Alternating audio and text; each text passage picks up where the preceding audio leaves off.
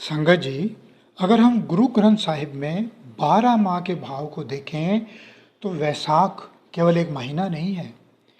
यह एक ऐसी अवस्था है जहाँ आत्मा भीतर से तरसती है, तपती है, जहाँ प्रेम भी होता है और उसी के साथ एक गहरा विछोह भी होता है। इसी संदर्भ में वैसाख माह का पहला पद पढ़ते हैं।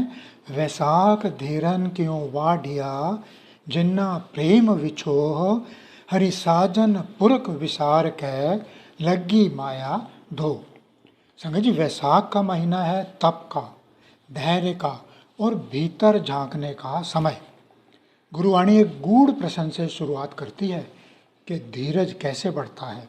फिर स्वयं ही उत्तर देती है, उनका धीरज बढ़ता है जिनके भीतर प्रेम है और उस प्रेम का विछोह है। अब जरा संगत जी, इस भाव को महसूस कीजिए। अगर किसी के भीतर प्रभु के लिए प्रेम ही नहीं है तो उसे बिछड़ने का दर्द भी नहीं होगा। लेकिन जिसके हृदय में हरि साजन पुरख के लिए सच्चा प्रेम जाग जाता है, उसे हर पल एक कमी खटकती है, एक अधूरापन, एक तड़प। वही तड़प विछोह है और यही विछोह धीरे धीरे मन को धीरज सिखाता है। लेकिन संगत जी, गुरुवाणी हमें केवल आदर्श नहीं दिखाती, हमारी सच्चाई भी सामने रखती है कि हरि साजन पुरख विसार के, लग्गी माया धो। हमने क्या किया? हमने उस सच्चे साजन को, हरि पुरख को ही भुला दिया और माया के धोखे में उलझ गए। माया क्या है? माया सिर्फ धन दौलत नहीं है। माया वह हर चीज है जो हमें क्षणिक सुख में बांध दे और सच्चे प्रभु से दूर कर दे। हम रिश्तों में, वस्तुओं में, अपनी पहचान, अपने अहंकार में इतना उलझ गए कि जो सदा साथ है उसे भूल गए और जो पल पल बदल रहा है उसी को अपना मान बैठे हैं। अब जरा इस पद को और गहराई से अगर देखें तो आप सब ने कभी महसूस किया होगा कि कभी कभी मन क्यों बेचैन हो जाता है, क्यों सब कुछ होते हुए भी खालीपन लगता है। क्योंकि भीतर कहीं हरि से बिछोह की पुकार है, पर हमने उस पुकार को दबा दिया है और माया के शोर में उलझ गए हैं। तो ये पहला पद वैसाख का हमें बता रहा है, सच्चा धीरज बाहर से नहीं आता, वह जन्म लेता है प्रेम और विछोह से। और माया का धोखा तभी टूटता है जब हम हरि पुरख को फिर से याद करते हैं। फिर दूसरे पद में कहा, पुत्र कलत्र न संग धना, हरि अविनाशी ओ, पलच पलच सगली मुई, झूठे तंदे मोह। संगत जी, इस पद को सुनते ही एक बात बहुत स्पष्ट समझ लेनी चाहिए। यहाँ पुत्र, कलत्र यानी स्त्री, धन की आलोचना नहीं की जा रही। यह ग्रस्त जीवन के विरुद्ध नहीं है, बल्कि यह हमें गहरी सच्चाई समझाने का प्रयास है। संगत जी, गुरुवाणी कभी भी परिवार, रिश्तों या जिम्मेदारियों से भागने की शिक्षा नहीं देती, बल्कि ये सिखाती है रिश्तों में रहो पर उनमें अंतिम सहारा मत ढूंढो। अब पद की ओर आते हैं, पुत्र कलत्र न संग धना। संगत जी, पुत्र हो, जीवन साथी हो या धन, ये सब प्रभु के दिए हुए अनमोल उपहार हैं। इनसे प्रेम करना भी स्वाभाविक है, इनकी जिम्मेदारी निभाना भी हमारा धर्म है। लेकिन गुरुवाणी एक कोमल सत्य कहती है, ये सब साथ चलते हैं पर अंतिम यात्रा में साथ नहीं जाते। यह बात डराने के लिए नहीं है, बल्कि हमें जगाने के लिए है। फिर गुरुवाणी हमें दिशा देती है, हरि अविनाशी ओ, केवल हरि जो कभी ना बदलने वाला है, जो जन्म मरण से परे है, वही सच्चा साथी है जो हर अवस्था में, हर समय हमारे साथ रहता है। अब अगली पंक्ति देखिए, पलच पलच सगली मुई। संगत जी, ये हर पल यह संसार बदल रहा है, जो अभी है वह अगले पल वैसा नहीं रहेगा। ये परिवर्तन ही इसकी प्रकृति है। और हम क्या कर रहे हैं?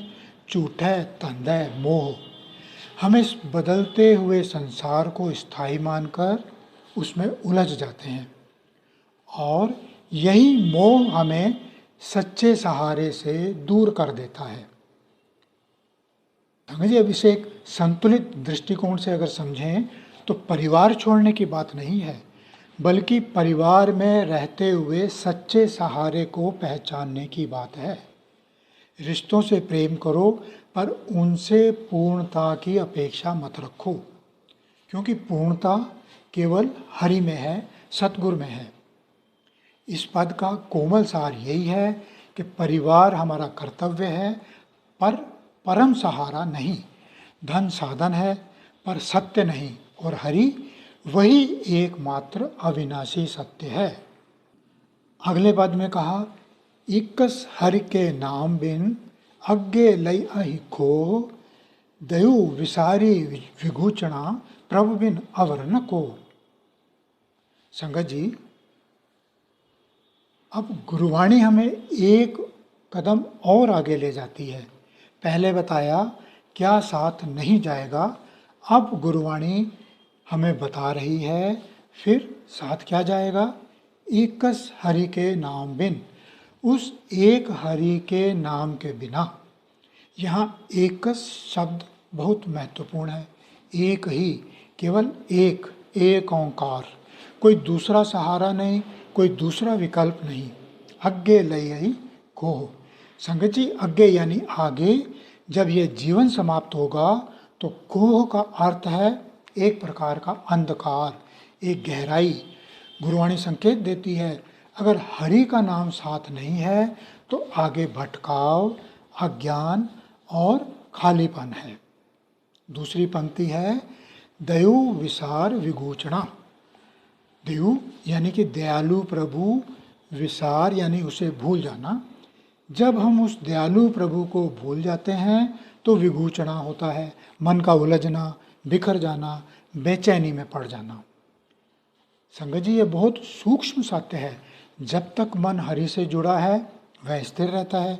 जैसे ही हरि से संबंध टूटता है मन कहीं ना कहीं उलझ जाता है। फिर कहा, प्रभु बिन अवर न कोई। अंतिम सत्य यही है कि प्रभु के बिना कोई भी ऐसा नहीं जो हर समय हर अवस्था में साथ दे सके। अब तीनों पदों को अगर देखें एक साथ जोड़ के, तो पहले कहा प्रेम और विछोह से धीरज आता है, फिर कहा संसार साथ नहीं जाएगा, और अब कह रहे हैं केवल हरि का नाम ही साथ जाएगा। इस पद का सार यही है, जीवन में बहुत कुछ साथ चलता है, पर अंत में केवल नाम ही साथ रहता है, और अगर वह नाम नहीं तो आगे केवल भटकाव है। इसलिए अभी इसी जीवन में हरि से, सतगुरु से संबंध जोड़ना ही सच्ची समझदारी है। अब आगे कह रहे हैं कि प्रीतम चरणी जो लगे, तिनकी निर्मल सोई, नानक की प्रभ बेनती, प्रभ मिलहु प्राप्त होई, वैसाख सुहावा ता लगे, जहाँ संत भेटे हर सोई।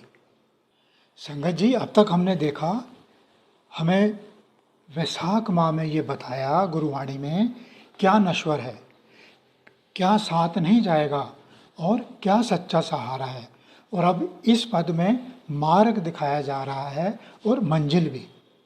प्रीतम चरणी जो लगे, जो इस प्रीतम, उस प्रिय प्रभु के चरणों में लग जाते हैं। चरणों में लगना केवल शब्द नहीं है, इसका अर्थ है अपना मन, अपना अहंकार, अपनी चंचलता सब कुछ समर्पित कर देना। तिनकी निर्मल सोई, ऐसे लोगों की सोई यानी कि उनकी चेतना, उनका मन निर्मल हो जाता है। संगत जी, निर्मलता बाहर से नहीं आती, यह तब आती है जब मन प्रीतम सतगुरु से जुड़ जाता है। अब अगली पंक्ति है, नानक की प्रभ बेनती। यहाँ गुरु नानक देव जी स्वयं एक विनम्र प्रार्थना कर रहे हैं, हे प्रभु मिलो। यह एक अत्यंत सुंदर भाव है। जब इतने ऊंचे स्थान पर विराजमान गुरु स्वयं भी प्रभु से मिलने की विनती करते हैं, तो संगत जी हमें कितना विनम्र होना चाहिए। प्रभ मिलहु परापति होई, प्रभु का मिलना ही जीवन की सबसे बड़ी प्राप्ति है। बाकी सब कुछ उसी के बाद, उसी के भीतर समाया हुआ है। और अंतिम पंक्ति में कहा, ये पूरे वैशाख माह का सार है। वैशाख सुहावा तां लगे, जहाँ संत पेटे हर सोई। संगत जी, वैशाख का महीना जो बाहर से इतना तपता हुआ लगता है, वह सुहावना कब लगता है? जब संत मिलते हैं और उन संतों के माध्यम से हरि का मिलन हो जाता है।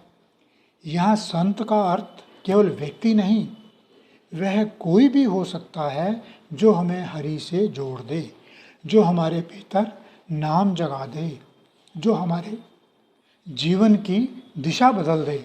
सतगुरु के अलावा कौन ऐसा कर सकता है? अब पूरे वैशाख के पद को देखें तो पहले में उन्होंने कहा विछोह की तपन है, फिर कहा माया का धोखा है, फिर नाम का सहारा बताया, और अब अंत में क्या बताया? संत का मिलना और हरि से जुड़ना। तो संपूर्ण वैशाख का सार भाव ये है कि जब तक हरि से दूरी है, वैशाख तपता हुआ लगता है, और जैसे ही संत का संग और हरि का मिलन होता है, वही वैशाख सुहावना बन जाता है। और इसी भाव में अरदास करते हैं, हे प्रीतम प्रभु, हमें अपने चरणों में लगा ले, हमारे मन को निर्मल कर दे, और हमें ऐसे संतों का संग दे जो हमें तुझसे मिला दे, ताकि ये जीवन और ये वैशाख सच में सुहावना बन जाए। बोल साचे दरबार की जय।